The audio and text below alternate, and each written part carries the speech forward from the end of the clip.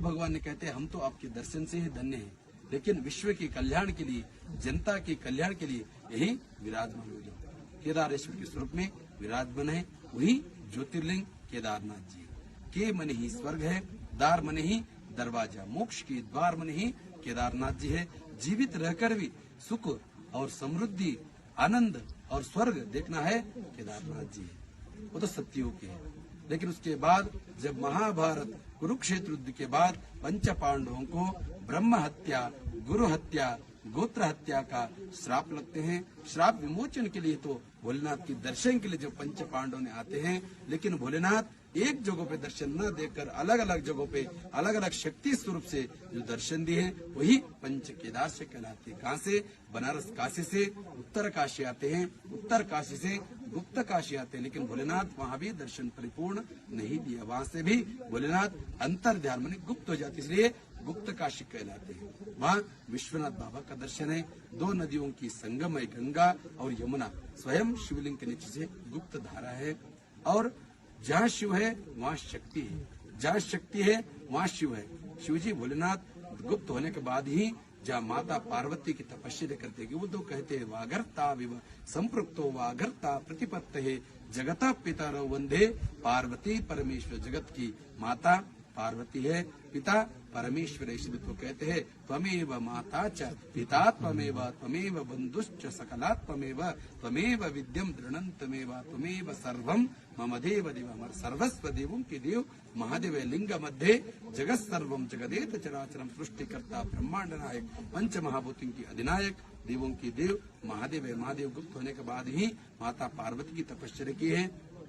माता पार्वती की कृपा से भोलेनाथ वहाँ अर्धनारीश्वर स्वरूप में दर्शन दिए गुप्त काशी में। तब वहाँ भी गुप्त काशी में विश्वनाथ बाबा का दर्शन गुप्त होने के बाद भी माता पार्वती की कृपा से भोलेनाथ वह अर्धनारीश्वर स्वरूप में दर्शन दिए। अर्धनारीश्वर का दर्शन करके अपना जीवन कृतार्थ कर लिए। वहाँ से फिर हिमालय पे गए, तभी केदारनाथ गए, तभी भोलेनाथ वहाँ परिपूर्ण दर्शन नहीं दिया। वहाँ से भोलेनाथ वहाँ किस रूप में? पशु रूप में गए। सारे पशुओं में भोलेनाथ भी पशु रूप धारण कर लेते हैं। सारे पशुओं में भोलेनाथ कौन है पता चलना बहुत असंभव है।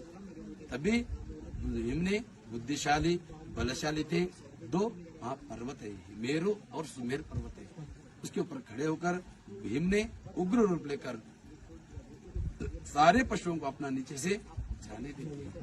सब चले गए, लेकिन स्वयं महादेव अलग रास्ते से जाने लगे।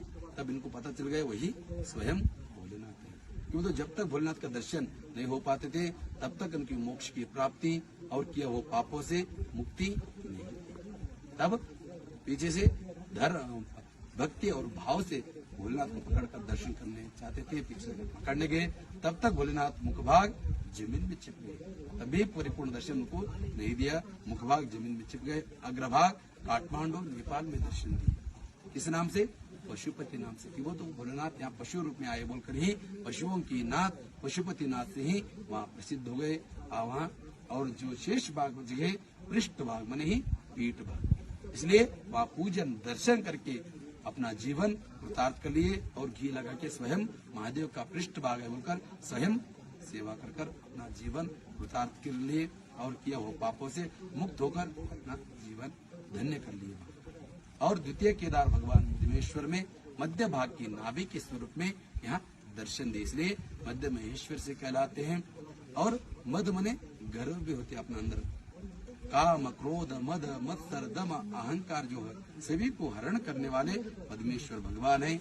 और मधु मने शहद, शहद जैसा मीठी रहते हैं वैसे ही मीठी के जैसे भाव वैसे देव मधुमेश्वर भगवान है। जिस भाव से आते हैं उस भाव से कृपा करने वाले मधुमेश्वर भगवान है।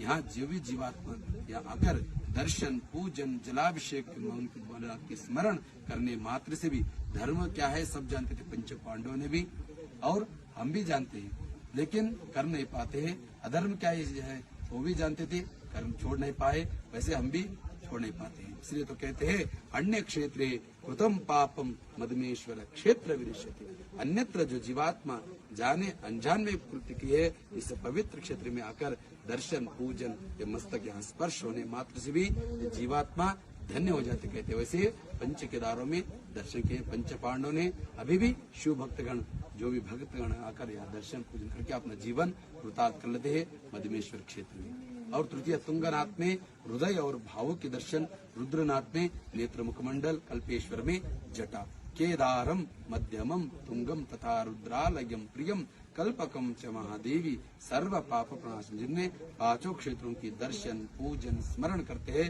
सर्व पाप प्रणाश हो जाते हैं। जिन्होंने नहीं देखे पंच केदार गद्य स्थान, मुखी मठ, ओंकारेश्वर मंदिर और शैव परंपरा में 5 पीठ है, रंभापुरी, उज्जैनी, केदार, श्रीशैल, काशी। केदार मनी यही हिमवत केदार वैराग्य पीठ, मुखी मठ, ओंकारेश्वर मंदिर को कहलाते हैं। वो शैव परंपरा में तीसरा पीठ हिमवत केदार वैराग्य पीठ है।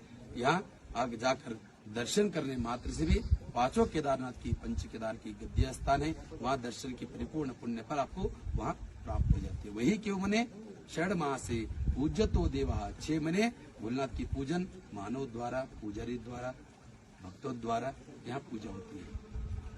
6 महीने के बाद जब कपाट बंद हो जाते हैं, मार्गशीर मास में अभी 18 नवंबर को कपाट बंद हो जाएंगे इस साल, तब भोलेनाथ को रुद्राभिषेक महाभिषेक करके विशेष पूजन करके भगवान को योग समाधि भस्म समाधि कर मंगल कर देते कपाट। तब 6 महीने के लिए यहाँ से शक्ति मूर्ति उत्सव मूर्ति ले जाकर मुखी मठ ओंकारेश्वर मंदिर में 6 महीने निरंतर पूजा अर्चना वहाँ संपन्न होते हैं। या स्वयं शिवलिंग को योग समाधि भस्म समाधि करते हैं।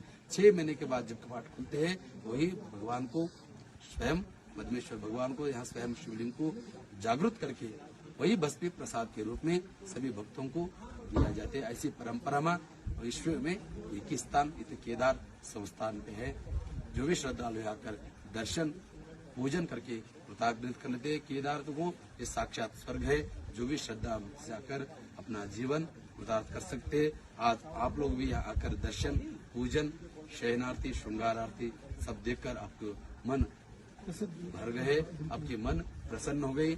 जहाँ मन प्रसन्न हो जाते हैं वहाँ प्रसाद मिल जाते हैं। प्रसन्न नस्तु वहाँ प्रसाद है। जहाँ प्रसन्न हो जाते हैं प्रसाद के रूप में प्रसाद बने खाने को जो मिलते वही प्रसाद ऐसे नहीं होते हैं। जो मन को आनंद सुख लग जाते वही प्रसाद हो जाते हैं। पुष्प के रूप में आज जो लाया हुआ सब प्रसन्न प्रसाद भी आप भगवान को चढ़ा दिए। आप भी धन्य हैं, आपके परिवार भी धन्य है। जो भी सभी श्रद्धालु आकर यहाँ जो भी दर्शन नहीं किए सभी श्रद्धालु जिनका श्रद्धा हो जाती है भक्ति और भाव से आकर यहाँ दर्शन अपना भारतीय परंपरा हमारा संस्कृति बचा के दर्शन कर अपना जीवन कृतार्थ कर लिए। ओम नमः शिवाय। जय श्री केदार, जय मधुमेश्वर। ओम